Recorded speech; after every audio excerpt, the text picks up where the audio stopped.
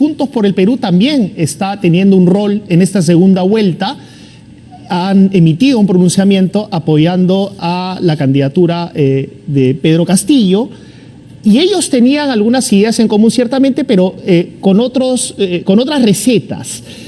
Tal vez el diagnóstico era el mismo, pero habían otras recetas. En todo caso, que nos ilumine un poco más respecto a esta postura, Lucía Alvítez, a quien hemos invitado esta noche y la saludamos. ¿Cómo está usted, Lucía? René, ¿cómo estás? Buenas noches a todas las personas también que están sintonizando el canal en estos momentos. Primero, René, si me permites, quiero mostrar mi preocupación por lo que ha sucedido hoy día del despido de la directora periodística de este medio y de América Televisión, algo que no es nuevo, algo que sucedió también en el 2011 con Patricia Montero, que además denunció presiones para que se siga una línea editorial de apoyo al fujimorismo. En medio de una segunda vuelta a 6 semanas de las elecciones, preocupa que los dueños de los medios de comunicación vean la defensa de la libertad de prensa dependiendo si beneficia o no a sus intereses. Con el pasado y con lo que hemos vivido, causa preocupación, causa sospecha, y lo quería decir. A nosotros también, a nosotros también, y vamos a estar atentos a que eso no ocurra. Gracias por la preocupación. Lo sé, René, porque es un peligro, ¿no? Creo que lo que estamos viendo ahora, lo que vemos además, por ejemplo, pero eso vamos a conversarlo, eso lo vamos a conversar, eso lo vamos a conversar.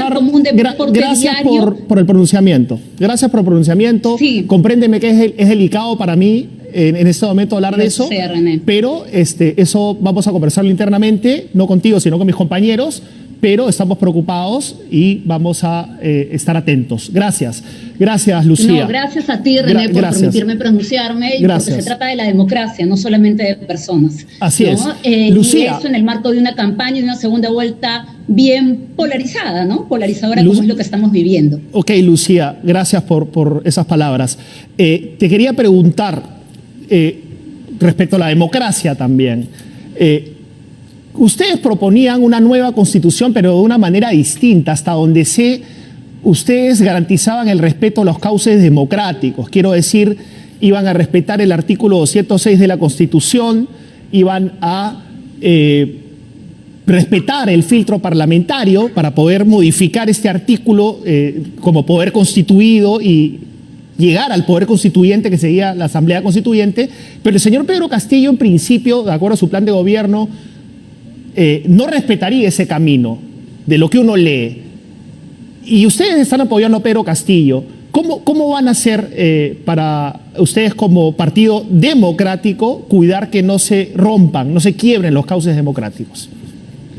Primero creo que hay que decir, René, que esta democracia ha fracasado, ¿no? Que estas instituciones democráticas que hemos tenido nos han llevado una y otra vez a una crisis política y no ha resuelto lo vital para las personas.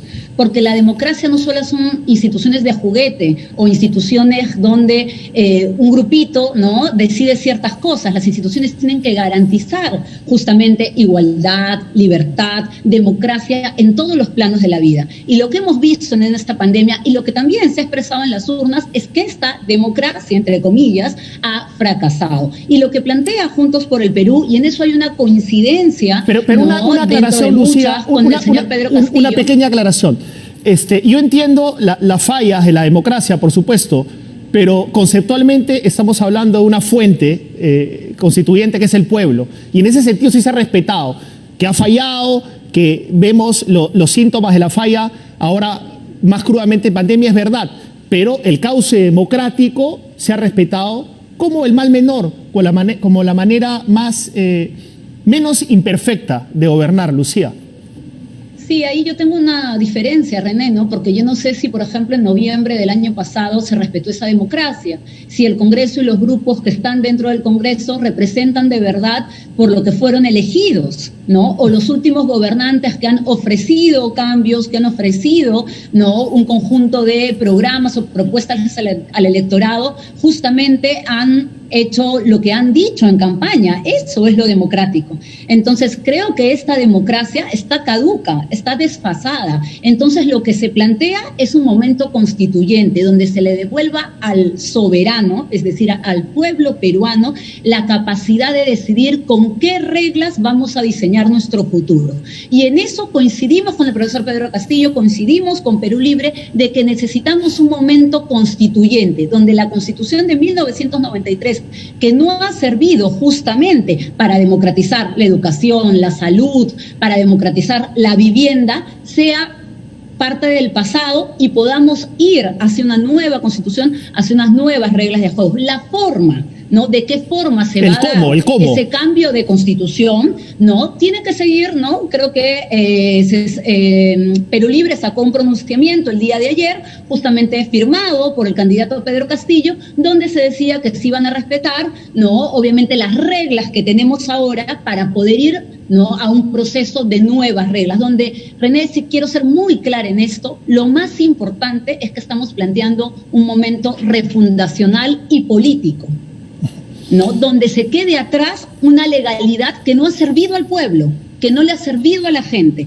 y construyamos una nueva legalidad, construyamos unas nuevas reglas de juego, un nuevo pacto social que le sirva al pueblo peruano y que no esté hecho a medida, ¿no?, como fue hecho la de 1993, de una dictadura, ¿no?, de un modelo económico donde han prevalecido, los intereses, ¿no?, de cierta élite a costa del esfuerzo, la explotación, ¿no?, y la falta de ejercicio de derechos de una mayoría en el país. Bueno, esa es otra discusión porque se supone que estos derechos humanos y derechos universales están plasmados en la Constitución del 93 y el origen cuestionado, por supuesto, es cuestionable, sabemos cómo surgió, es lo que suele pasar con todas las constituciones, es lo que suele pasar con los momentos constituyentes. Por eso es que es bien delicado este momento, porque si ustedes quieren marcar, en realidad todo el país quiere marcar una diferencia, el momento constituyente tiene que ser dentro del poder constituido, ¿no? No sé si me dejo entender. Y el poder constituido, sí, claro, y por eso es la Constitución del 93. De Perú Libre.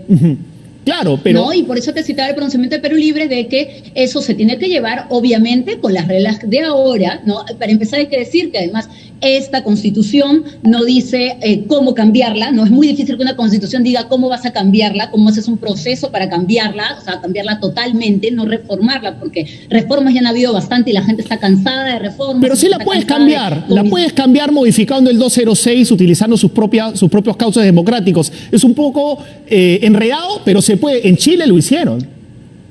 Sí, pero René, yo creo que la máxima preocupación ahorita, ¿no?, la máxima preocupación que tenemos los peruanos y peruanas, y creo que se ve justamente reflejado en algunas encuestas, ¿no?, y en lo que viene sucediendo en esta campaña electoral, es que vuelva a venir la mafia fujimorista, es que vuelva a instalarse el fujimorismo en el gobierno, con lo que ya hemos visto que han hecho. Pero justamente ese es el problema, Lucía, yo entiendo tu postura, a veces me parece radical y tú a veces no estás de acuerdo con mis posturas, pero estamos en un momento en el que tienen que haber grandes conversaciones y grandes consensos, y el fujimorismo existe. Y hay muchos peruanos que votan por el fujimorismo, con los cuales ustedes se van a tener que entender, porque no queda otra. Tenemos que entendernos. Entonces... Y por eso que lo que nosotros siempre hemos planteado desde un inicio, René, es que una nueva Constitución se tiene que hacer con el pueblo, se tiene que hacer con la gente, con los sectores históricamente, ¿no?, en estos 200 años de República, marginados, las mujeres, los trabajadores, los campesinos, los agricultores, los estudiantes. Con ellos se tiene que hacer una nueva Constitución. Ahora, el pacto, ¿no?, el pacto más importante es con la gente, es con el pueblo peruano, no con el fujimorismo, ¿no? El fujimorismo lo que representa es una continuidad radical, ¿no?, extrema de lo que estamos viviendo ahora, ¿no? Porque no solamente eso que decía hace un rato, no solamente representan los 90. Sí, pero vamos a ver qué propone Keiko Fujimori en esta campaña que todavía no termina, vamos a ver qué propone, pero en todo caso hay un buen segmento de la población